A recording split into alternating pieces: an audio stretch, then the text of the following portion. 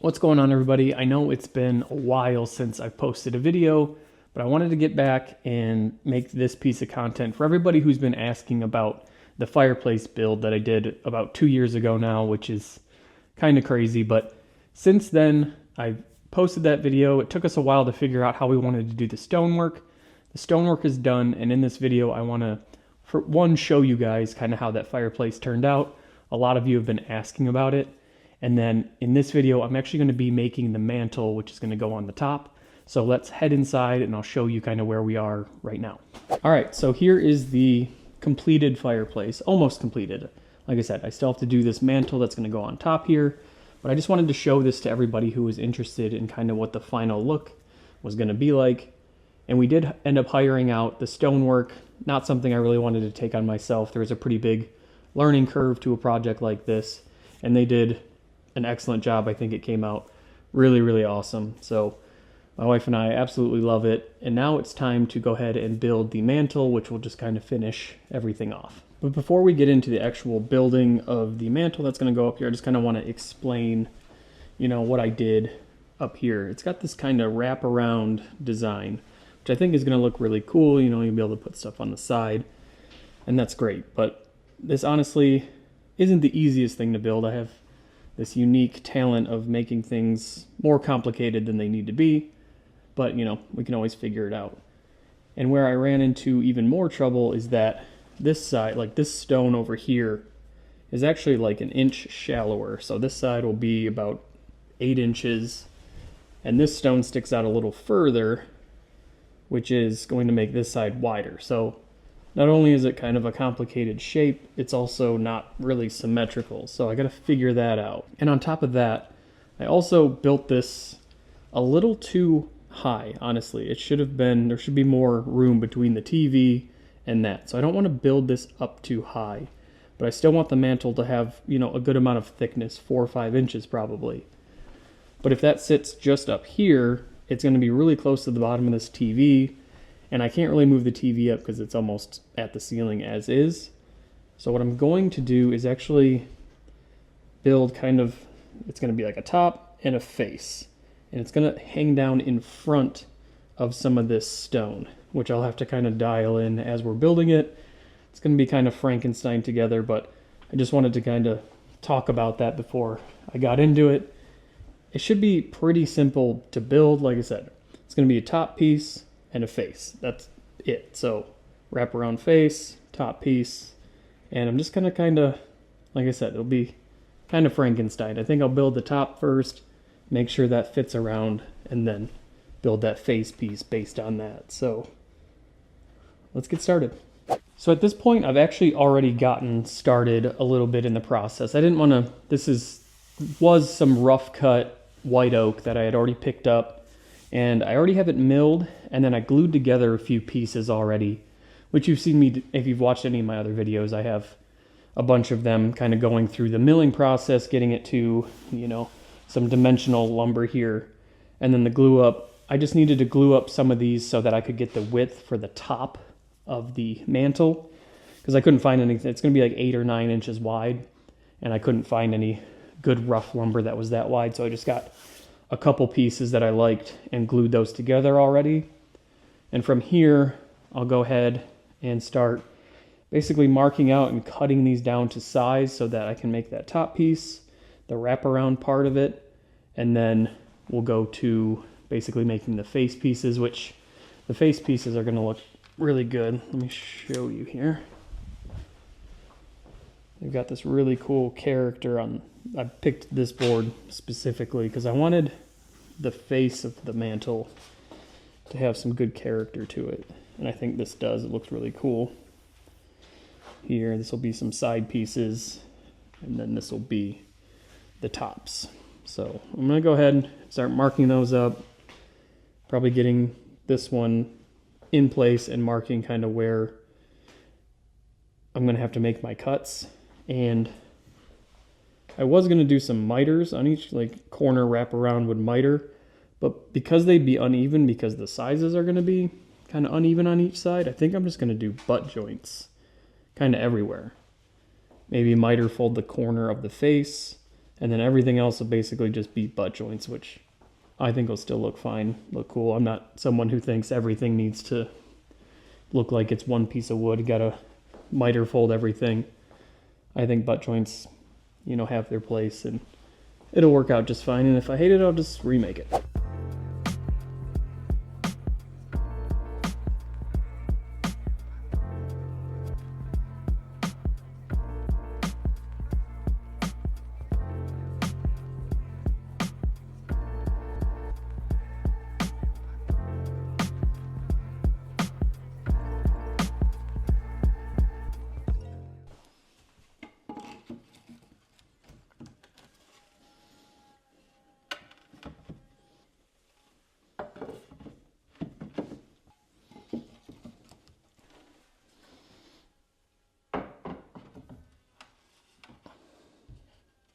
So I've got all of the top pieces cut to their rough dimension and just kind of sitting here just to see how they're gonna basically lay out. And this is what I was talking about with this butt joint, is that this will just be kind of a straight joint from here back, and I'll just basically domino and glue these two pieces together once I get this cut right to fit.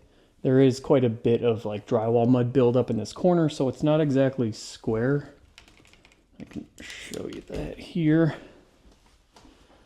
on this, at this wall. You see it's tight in the corner there, and there is like, there's always going to be like a little gap here, but it's tight there, because, you know, drywall mud here and here will always make kind of a belly there, but that can always just be, you know, put a little bit of caulk in there, it'll be all good. I don't think I need to scribe that or worry about that too much, but over here, basically fit my whole finger in here, so I'll just have to basically scribe this, or I might just kind of creep up on it, just cut it, you know, at an angle a little bit more, but also need to make sure that I'm keeping this, you know, a 90 degree to this board.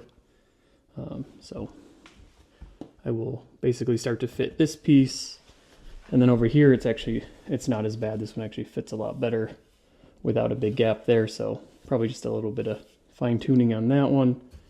But I just need to make sure that I'm keeping that at a 90 so that when we do the final kind of face wrap around this, you know, everything comes together nice. So I'm just going to fine tune these and get everything basically to the perfect size. And then I can basically glue it all up.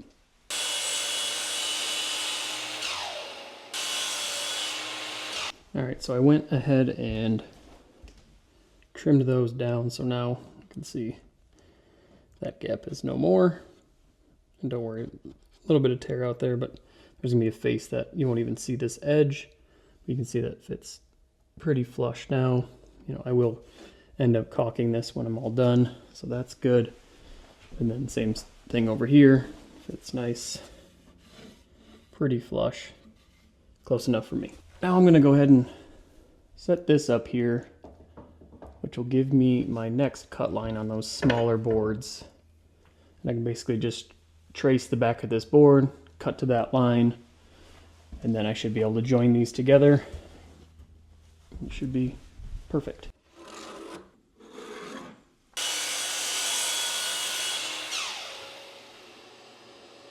All right, so I have all of my pieces cut here, you know, slide that in, nice. There'll be a nice fit there. And go down. So this is just the top. We're going to put a face on this so that it's obviously looks a lot thicker than this. But these are all my top pieces, and then I'll glue this joint with some dominoes just to help keep everything in alignment.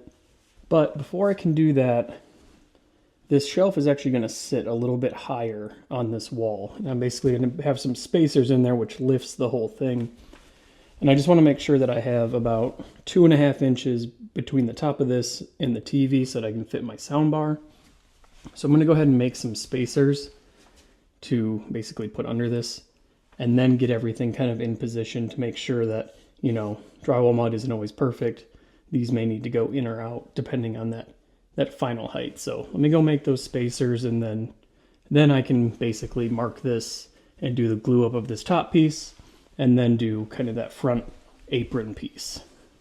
All right, I made some little 2-inch spacers here, just out of some old 2x4s, and I'm gonna go ahead and put them under here now, just to get that space to where I want it to be.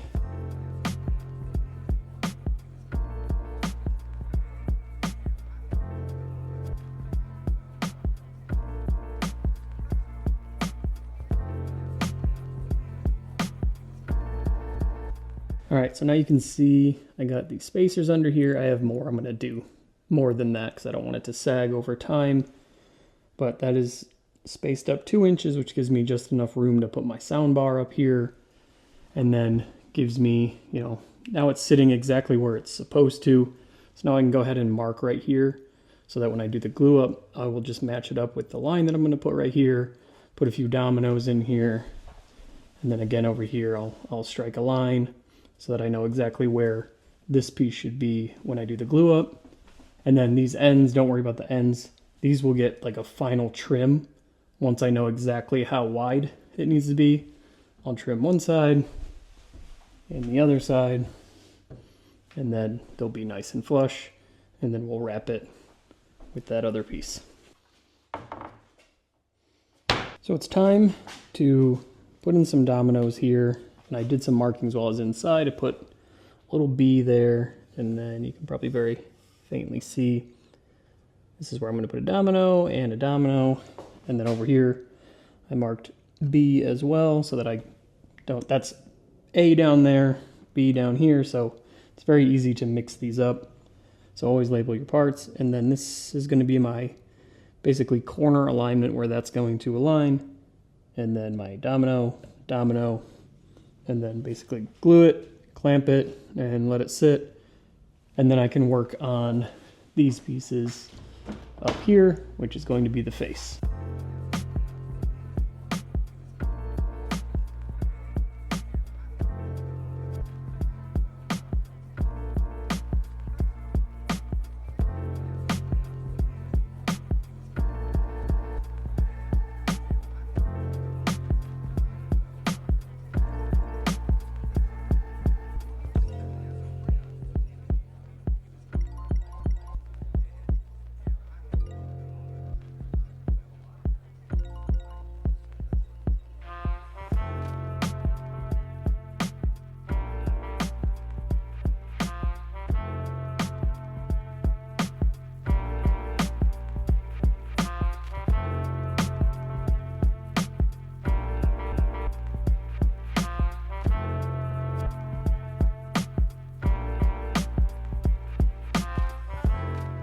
All right, I tried to just glue it up flat on the table with just these squeeze clamps, but it was kind of putting some weird pressure on it, making it kind of bow, like this was kind of pulling up. So just pulled out these like cabinet door clamps, which clamped it a lot better. I didn't get a whole lot of squeeze out, but I really don't like a ton of squeeze out. This is honestly not going to have a ton of, you know, pressure on this joint at any point ever, so should be more than good. So I'll let that dry up. All right, so this piece is now glued up. It's been sitting in these clamps for a couple hours now, plenty long enough for me to pop it out of the clamps. And then I'm gonna take this inside and put it back into its place and try to mark. It's hard to mark exactly how big this needs to be or where I need to make these final end cuts at, because the rock face is, I mean, it varies as it goes down. So you got to kind of find the furthest point out and try to mark that perfectly on here. So that's what I'm going to try and do right now. Obviously I can make it a little bit oversized and it won't be a big deal, but I want to get it as tight as possible to that stone because I don't want it overhanging a ton. So I'm going to pop this out of the clamps and then take this inside and get that marking. And then once I flush cut these ends, I can then take those pieces. All I have to do is basically put the 45s, do a little miter, well, I'm forgetting, a miter fold on those. But I basically need the length of this first before I can cut those miters and then basically fold it around this. And then it'll really just be, I just have to glue everything together, sand it and finish it. Probably won't get to that today, but hoping to get everything at least done, glued up, cut to size, and then tomorrow I can come back, finish sand everything, and then apply the Rubio Monocoat. Before I can put this piece up here, I need to go ahead and screw down all of these spacer blocks. They're just kind of sitting here, so go ahead and screw those down first, and then I've got the piece here that I can put up there.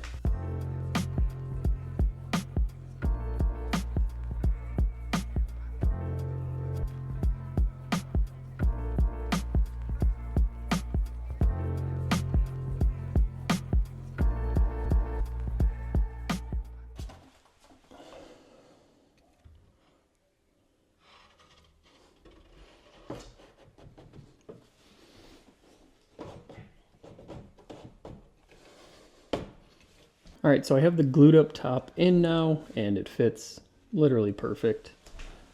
Really good, came out awesome. So now, like I said, out in the garage, I basically have to find the furthest point out on this stone, because I'm gonna have this come basically straight down and kind of wrap around. So I gotta make sure that it's at least big enough to get past the furthest point. So I'm going to just go around and find where the rock sticks out the most, and then just take this bullet level, get it level, and then mark up at the top right in there where that is. And then I'll probably measure over like an 1/8 inch just to give it a little bit more room. But I'm going to mark that, and then I can do just a square line off the front edge of this straight back, and then I'll cut that with my track saw.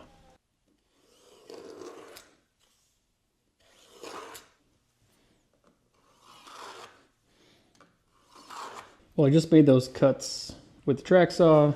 I flush cut. Here's cut off of this end, so now both ends are nice and flush, and this piece is now completely done, besides sanding and stain, obviously.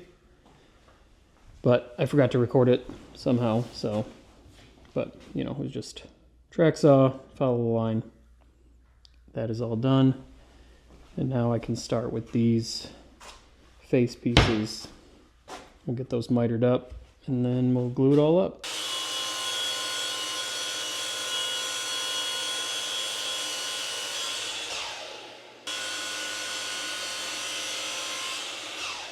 All right, so I've got one of the mitered corners cut here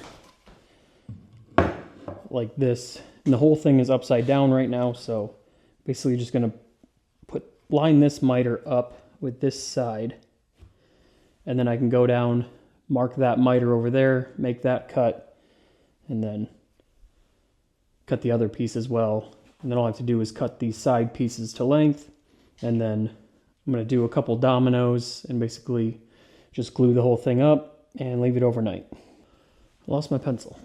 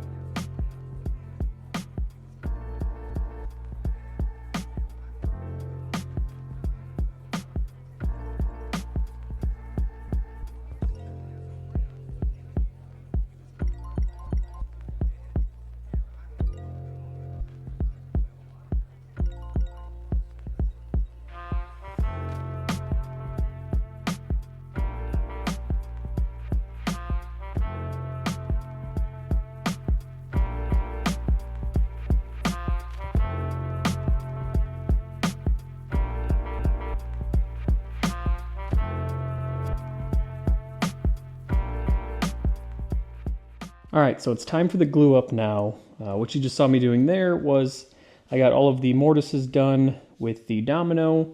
That's just really gonna help this stay in alignment with this face piece. And then I also went ahead and taped up my miter folds, and that just basically allows me to glue this section on with the dominoes, and then I'm gonna fold up the ends using a miter fold technique. I'll put some glue in here, and then I'll clamp it basically to these side pieces and just make sure that that's aligned when I do it. I didn't use any dominoes or anything because I think it's a short enough run where I can just use some clamping pressure, and that should be good enough. And I have that on both ends. So all I have to do now is apply some glue here and here, put my dominoes in, and then basically just get everything in clamps, and then let it dry overnight, and I will see you back here tomorrow.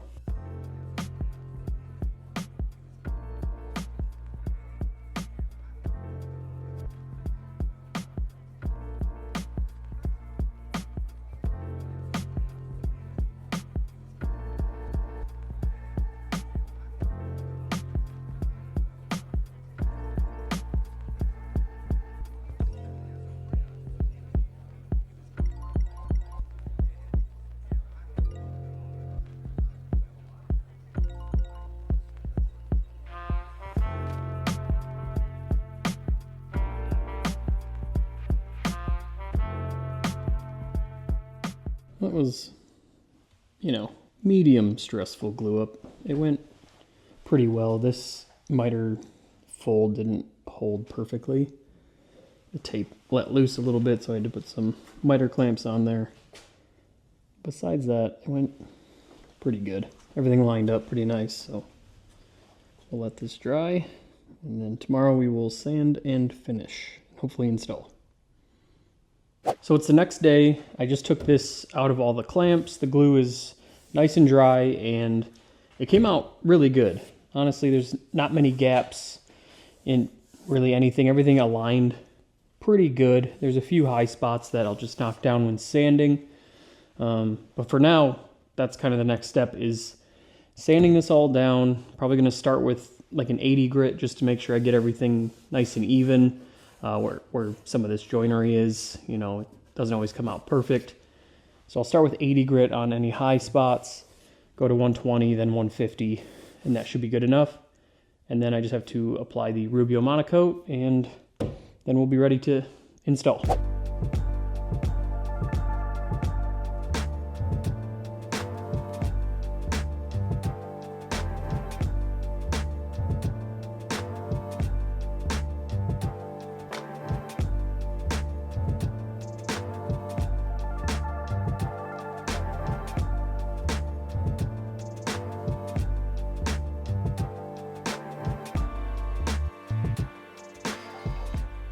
All right, so I've got everything sanded to 120 grit at this point.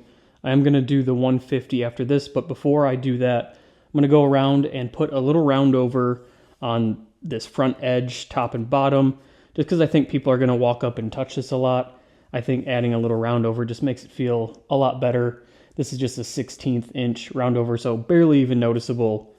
So I'm just gonna go around and do that now.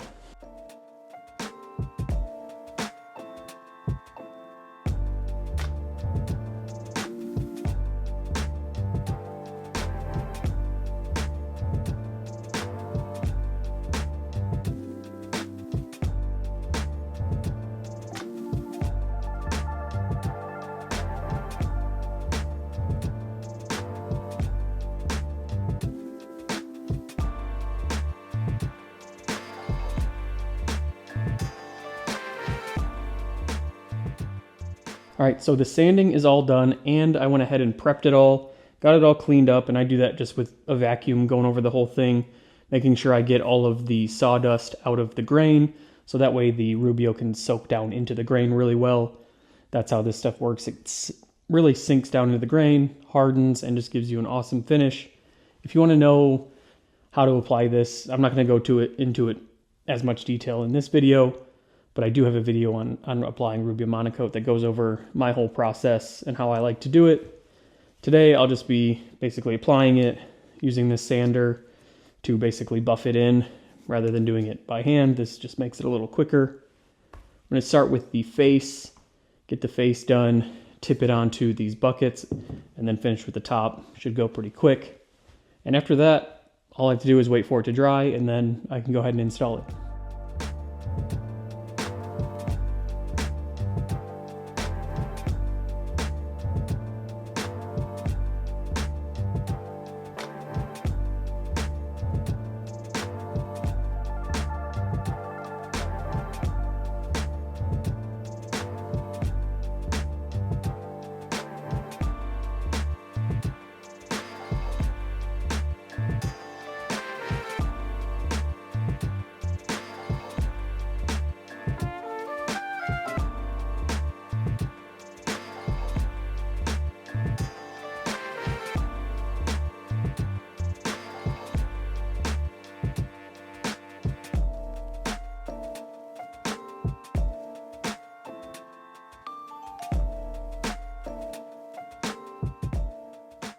All right, the stain has had time to dry overnight, and basically the mantle is finished at this point.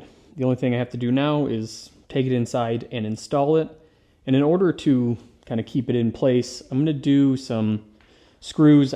They have it's like a trim head finish, so they'll sink. I'll pre-drill it, and then those screws basically sink down under the surface and hide themselves pretty well. Probably just do one on each side and one in the middle. Probably doesn't need too much. This thing fits pretty snug as is. So I'm going to go pre-measure those little blocks that I secured.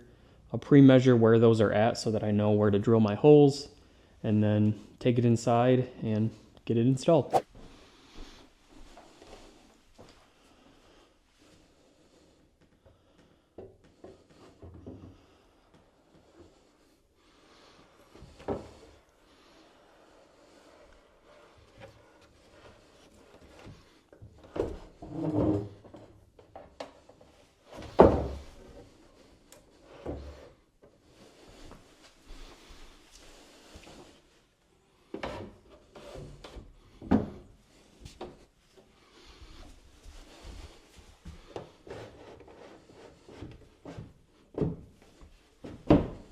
That fit so perfect. That looks really good. So now that I have this in place, I said I was gonna put those like trim screws in through the top, but it fits so good and it looks so good without, I don't want to, honestly, I'm changing my mind. I don't really want to put holes in the top of this that are going to be noticeable in any way. And, at the beginning of this, I was really unsure how this design was going to look with it, overlapping the stone, but it looks amazing. I really like it. So I think I'm actually going to go ahead and I'm going to take this back off, put construction adhesive on those little spacer blocks, and then slide this back into place, and then maybe do a pin nail on this side and the other side, just to hold it, secure down in place for now. Or if I feel good enough about just the adhesive holding it, I might just do that. But, I was worried that, maybe someday someone's going to want to take this off, but I'm never going to want to take this off. And if you are taking it off, it's probably because you're, remodeling this whole area again. So I'm going to take this off right now, put some construction adhesive down, and then slide it back into place. And that should be plenty good to hold this for a long time.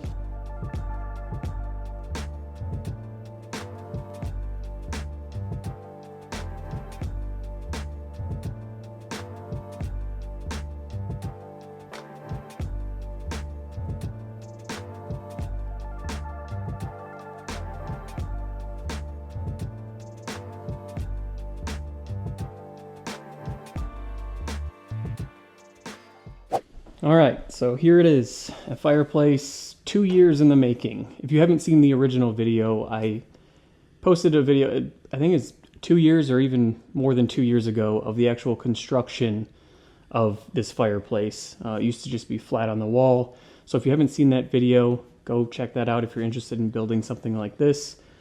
I couldn't be happier with how this came out. This is exactly what my wife and I had envisioned. I was nervous about the overall design of this going over the stone like that, but I think it came out amazing. It looks great, and it's exactly what we wanted. So thanks for watching, and we'll see you in the next one.